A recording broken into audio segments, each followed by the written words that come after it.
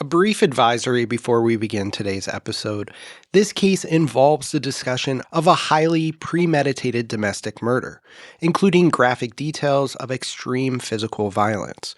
Additionally, this episode addresses the deeply sensitive topic of child trauma, as young children were present at the location and discovered the victim. Due to the graphic and distressing nature of these events, listener discretion is strongly advised.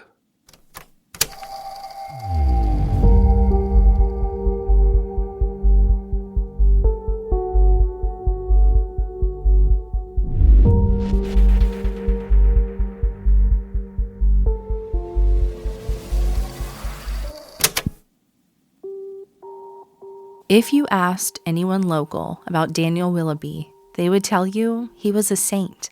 He was a Boy Scout leader, a trusted church counselor, and a pillar of the community. Yeah, he was probably that guy in town who everybody knew and respected. But on Saturday, February 23rd, 1991, the mask finally slipped. On that day, it was a gorgeous 70-degree afternoon on La Concha's Beach in Rocky Point, Mexico. Daniel loaded their 3 young kids into the family van to go visit a whale museum, leaving his wife, Patricia, to rest in their beachfront condo to have the day off. She was exhausted from work, and it was meant to be this fun day trip out with Dad, letting Mom take the much-needed day off.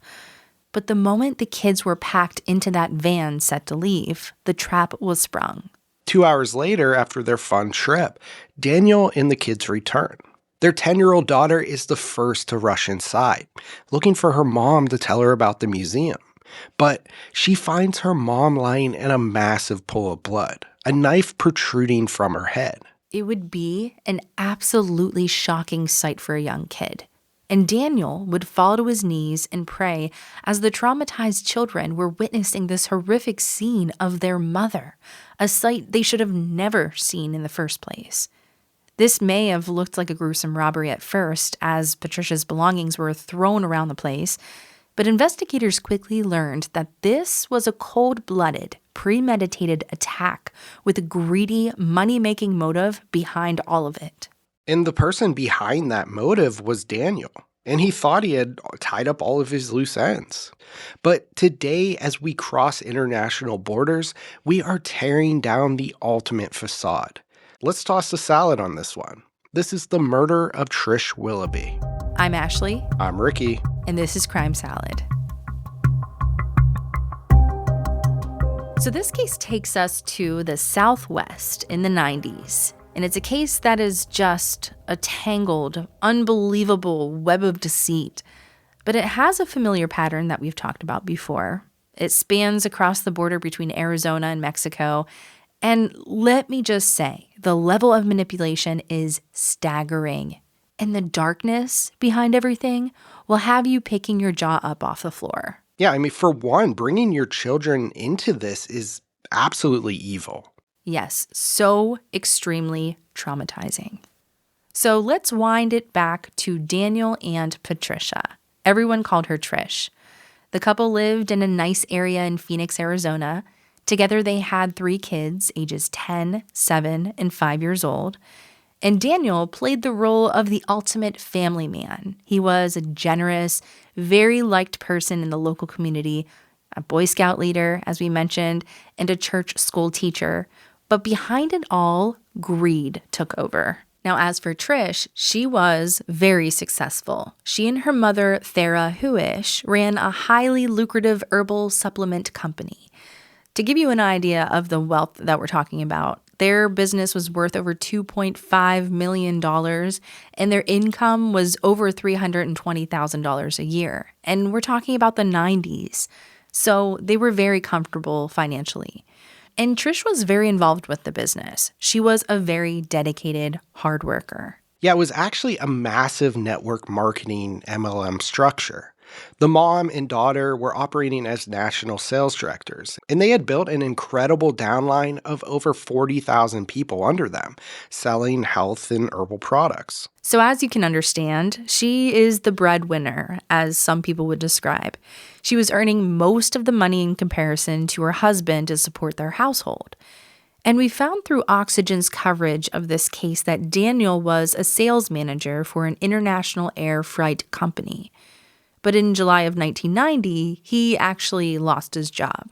So even though they weren't exactly hurting financially, Daniel is now unemployed and is financially dependent on her while Trish is working her butt off. And instead of stepping up to support his wife with the business even, he decides to look outside the marriage. Yeah, so in late 1990, he meets Yesenia Patino Gonzalez. She's from Mexico, a transsexual who was actually married at the time to a man named Jack Milkey.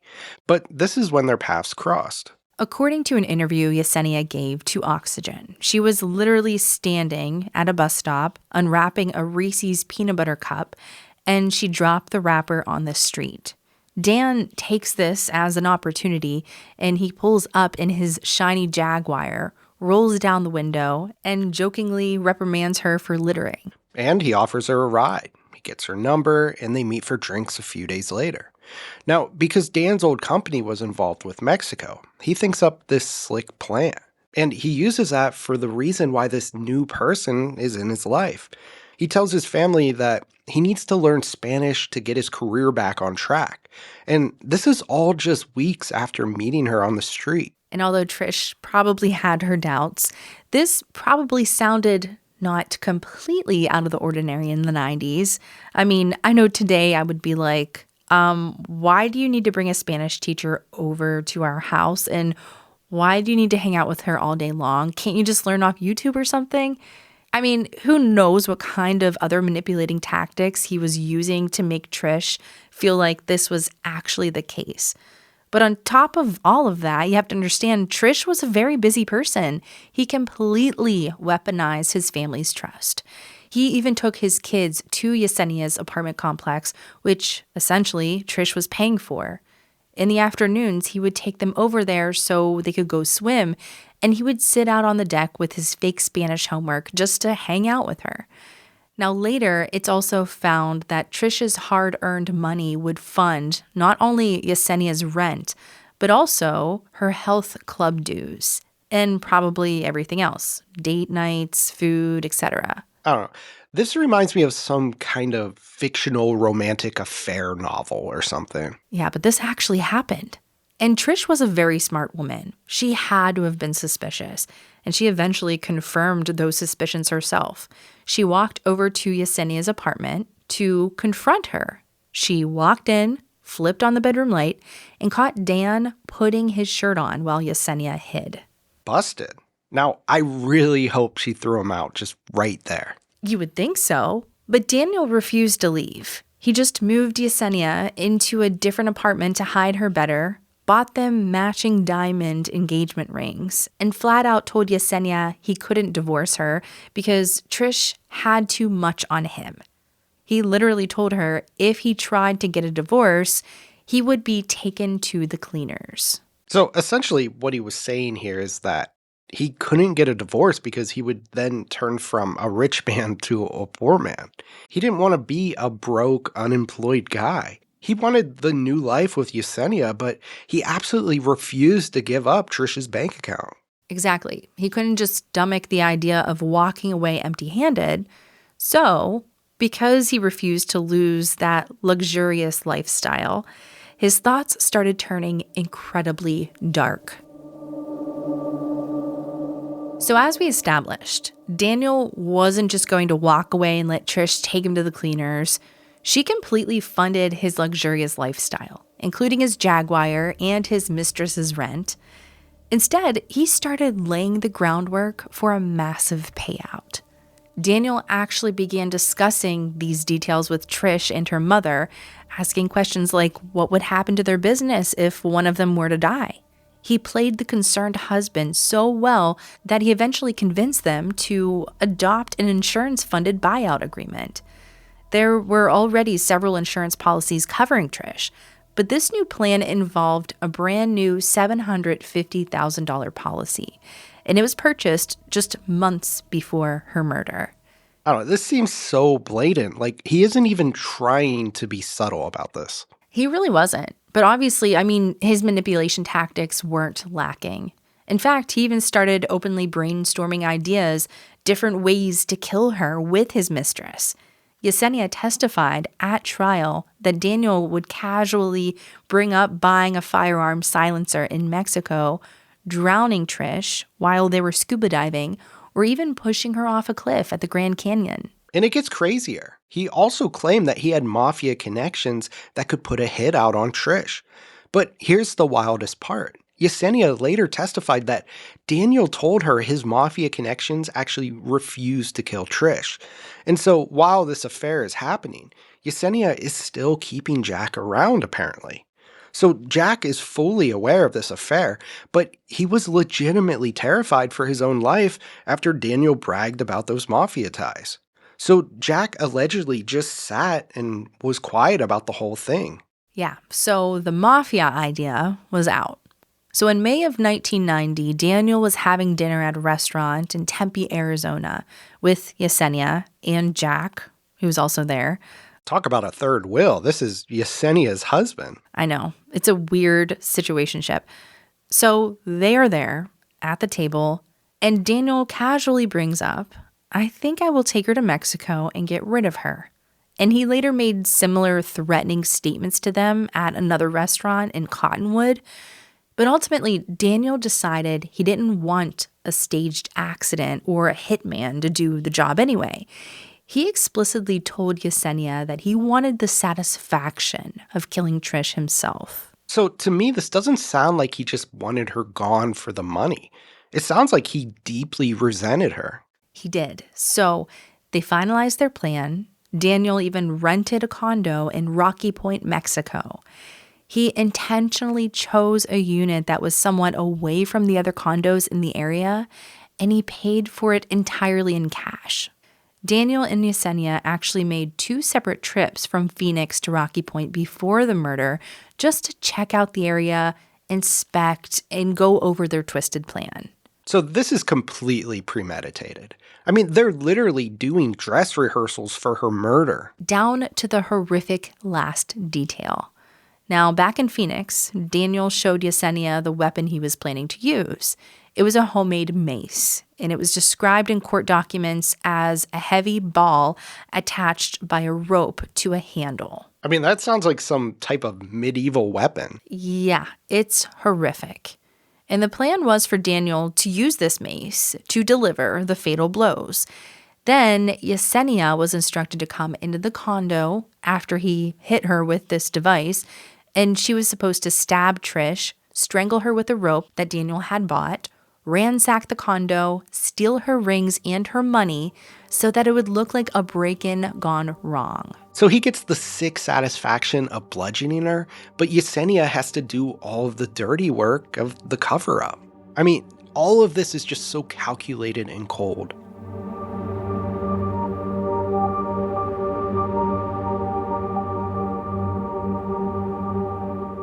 It was Saturday, February 23rd, 1991. Daniel had his plan, he had his weapon, and his accomplice.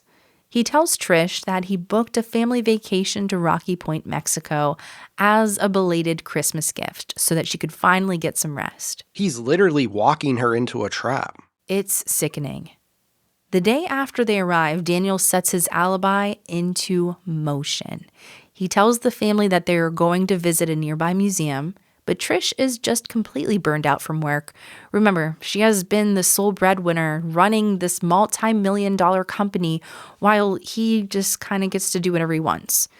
So she's even so exhausted that she tells them to just go on ahead without me. I'm going to get some rest. See, I was thinking that he maybe drugged her or something, but it really doesn't seem like that was the case at all, according to the court record of what we could find. What we know is that she was basically running on empty because she was working so hard, and he knew this would be the case. So he basically used her own exhaustion to set the trap. Exactly. So Daniel and the 3 kids, they load up in their family van to head over to the museum. But before they completely set off to leave, Daniel suddenly says, "Oh, I forgot my passport," and he heads back inside the condo. Okay, so the kids are all in the car. He walks back inside, and he was only inside for about 5 minutes. But during that time, his oldest daughter actually got out of the van and tried to follow him inside. She turned the knob, but the door was locked. And that makes me think that it's scary that he could have even done something to his own children if they happened to see something. But thankfully, that didn't happen. So when Daniel finally came back out to the van, witnesses later noted that he was adjusting his belt and tucking in his shirt. That's all they saw. And he gets into the driver's seat, and he took the kids to the museum as if absolutely nothing had happened. He just bludgeoned his wife and then drove off with his kids, taking them to a museum. I mean, he's completely unbothered that he just killed their mom. And Yesenia was waiting nearby. She actually had her brother drive her down to Rocky Point that very day. Once Daniel and the kids drove off, Yesenia approached the condo and entered through the back door, which Daniel had purposely left unlocked for her. She went straight into the bedroom and found Trish lying on the bed in a massive pool of blood. But Trish wasn't dead yet. Yesenia testified that Trish was comatose but still breathing. And every breath she took made this awful gurgling sound. And you would think that Yesenia would break after seeing this, but she just sticks to the plan. Yeah, and Yesenia was there to make it look like a robbery gone wrong. She went into the kitchen, grabbed some knives, and she went back to the bedroom and actually stabbed and strangled Trish, just like Daniel had instructed. But despite all of that, she still couldn't manage to kill her. So she's really doing the dirty work of the whole thing, even inflicting all of this extra trauma on a dying woman just to sell this fake robbery. Yes, after the stabbing and the strangulation, she grabbed Trish's rings and her money. She scattered the contents of her purse all over the room to make it look like someone had broke in and stole a bunch of stuff. And then she fled the scene to go meet her brother for the drive back to Arizona. I really can't wrap my head around the whole thing, like the brutality of it all. And to think that Daniel is bringing his kids back to the condo where their mother is dead. I mean, it's just so evil. Yeah, and to add to that, when they returned from the museum, which was about 2 hours later, it wasn't Daniel who first saw everything. It was Trisha's 10-year-old daughter. She went into the condo to tell her mom about the trip, and everything changed when she found her mother in that bedroom. I mean, seeing your mother in that condition, she was stabbed, she was bleeding profusely, bludgeoned, strangled. And there was literally a knife still protruding from her head. And through all of that, she was still alive. This was a horrific nightmare that would scar a child. After Daniel discovers what happened along with the kids, he gathers them outside for a prayer, and then he drives his kids to the Red Cross station for help. And this makes the detail about Daniel stopping to gather the kids outside for a prayer even more monstrous, because he knew exactly what was waiting inside. I mean, this is almost like he was burning the clock on purpose. And unfortunately, Trish passed away that evening. Now keep in mind, this is all happening in Mexico. And almost immediately, the police pulled Daniel in for questioning. He completely played the role of the devastated, grieving widower, and because they had no immediate reason to suspect him at that exact moment, the police released him. Right. Looking at this at first glance, he was with his kids when the timeline would have lined up. So he's got an alibi, sorta. He just gets to go back to Arizona. But the facade didn't stick very long. And it all crumbled almost immediately back home. So according to Oxygen's coverage of the case, as soon as the news broke, Arizona detectives started getting flooded with calls from people saying, "I can't believe Dan finally killed his wife." Finally killed his wife, so people straight up knew. I mean, how many people knew about this? There were multiple tipsters who called in. And they said that Dan, while he was still employed, he used to tell his coworkers that he was going digital for the afternoon, but he would always come back to the office smelling like incredibly strong perfume. And everyone knew that going to digital was his code for cheating. I mean, he really thought he was this criminal mastermind, but literally his entire office knew exactly what he was doing. So the police finally bring him in, and at first, he's sticking to the script. But investigators noted that the second they started asking him about the millions of dollars in life insurance and business assets he was about to inherit, his composure broke, and he started profusely sweating. He denied the affair, but the police already knew about it, and they even brought Yesenia in for questioning too. So when the police speak to Yesenia, they ask for her ID, and Yesenia hands them a social security card with the name Alfredo Patino on it. And this is how the Arizona police officially learned about her background and her gender reassignment. She denied having anything to do with the murder, but she had an outstanding warrant for shoplifting. So they arrested her anyway. And when they searched her purse at the station, you could probably guess what they found. They found Trish's rings right there in her bag. Yep, and they even brought Trisha's mother in, and she positively identified them. But here's the infuriating part. They still didn't have enough direct physical evidence to tie Yesenia to the actual murder scene in Mexico. So on March 5th, she was released from jail. Yeah, so even though she literally had the victim's jewelry on her, there was nothing they could legally do at that exact moment because of the international jurisdiction. It's incredibly frustrating. But Daniel starts completely panicking. He realizes the cops are onto him, and he is just grasping at straws, trying to point the attention away from himself. So he feeds them this completely fabricated story about seeing 3 Indians in a black pickup truck hanging out near the condo. Then he's frantically calling up his travel agent to delete his trip files, and he even contacted his old secretary, threatening a coworker to keep quiet about the affair. It's like he designed this foolproof master plan, but the second he feels any pressure, it turns into a completely sloppy cover-up. Calling your travel agent to delete files, having your old secretary threaten people. If you didn't want any attention on you, you're doing a really terrible job. It was sloppy. And while he was doing damage control, Arizona investigators had flown to Mexico and they processed the scene, and they found something the local police completely missed. Yesenia's fingerprints were left behind inside the condo. That's a solid find. Exactly. And the very same day Yesenia was released from jail, the lab confirmed the fingerprints belonged to her. The police finally had everything they needed to charge her with murder. But there was one massive problem. She was gone. She was nowhere to be found. She was somewhere in Mexico. But Trisha's family, they refused to let her get away with it.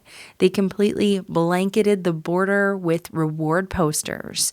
They took that herbal supplement money and they bought massive advertising space on the sides of buses, and it worked. They funded an international manhunt. Yes, and in December of 1991, Crime Stoppers got a call from someone who recognized Yesenia. She was tracked down and arrested in a crowded cantina in Mazatlan, where the police walked in, and she reportedly just looked at them and said, "Yes, I'm ready to face the law." So she's finally in custody, and she gave a detailed confession, telling police that Dan promised to move to Mexico with her if she helped him. But her version of the murder was chilling. She claimed that Dan had already brutally bludgeoned Trish before she even got there.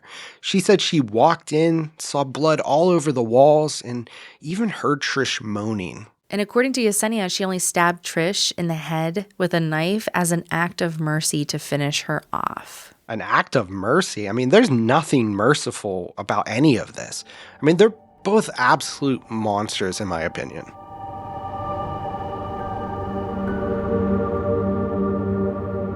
So thanks to the fingerprints left at the condo and the international manhunt, Arizona authorities finally have both Dan and Yesenia in custody. In April of 1992, Dan's murder trial, it started. And because of the overwhelming evidence and Yesenia actually taking the stand to testify against him, the jury finds Dan guilty and he gets sentenced to death. And following Dan's trial, Yesenia was returned to Mexico to face her own charges. Because she cooperated with Arizona, she fully expected them to grant her leniency. But the Mexican judge did not care about her U.S. deal. She pleaded guilty and was sentenced to life in prison. So basically, she completely flips on him and then expects a slap on the wrist. But instead, she gets life in prison. I mean, I don't know what a better example of poetic justice would be. And she was furious. According to Oxygen, 3 years later in 1995, she decided to act on that anger. She was incredibly bitter that the Arizona police had kept her diamond engagement ring as state evidence, and she felt betrayed that they didn't help her get released. So she wrote a letter to the Arizona judge who sentenced Dan, and she herself changed her story. In the letter, Yesenia claimed that she had murdered Trish all by herself and that Dan Willoughby was innocent. He had absolutely nothing to do with it. It set off a massive legal chain reaction. In November of 1999, a judge actually overturned Dan's conviction, agreeing that his original defense attorney had done a terrible job representing him. Dan was granted a completely new trial in 2001. And Dan's defense team was absolutely banking on an acquittal. They didn't even seek the death penalty this time because the prosecution felt they couldn't rely on Yesenia's testimony anymore. And when the 2001 trial began, everyone in that courtroom expected Yesenia to take the stand, repeat the lies in her letter, and let Dan walk. But don't worry, she didn't. Right before she testified, Yesenia's sister begged her to just tell the truth and don't let Dan get away with what he did. So Yesenia, she took the stand and completely flipped back to her original story. She looked at the jury in the eye and she testified that both she and Dan participated in the brutal murder of Trish. Wow, and thank God the sister stepped in. But after she changed her story so many times, did the jury even actually believe her? They did, because this time the prosecution brought in a forensic scientist.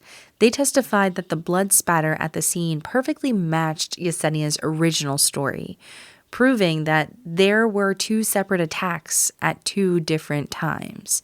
Dan beat her first, and Yesenia had stabbed her later. I mean, the science doesn't lie. Exactly. The jury found Daniel guilty all over again, but because the death penalty was off the table this time, the judge hit him with 2 consecutive life sentences instead. And just to put a final nail in his coffin, he never got that massive $750,000 payout he killed for. He actually faced an insurance fraud charge on top of everything else.